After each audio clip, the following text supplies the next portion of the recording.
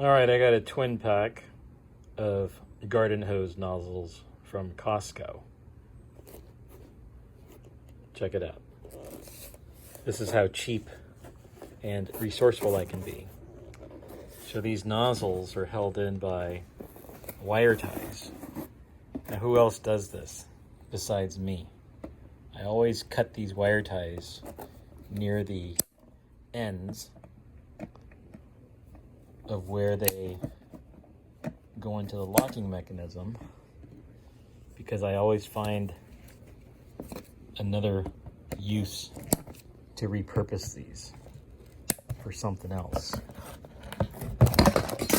So now I've got a couple of shorter wire ties, so if I need to wire tie something, I don't have to waste a brand new one, because I'm cheap like that.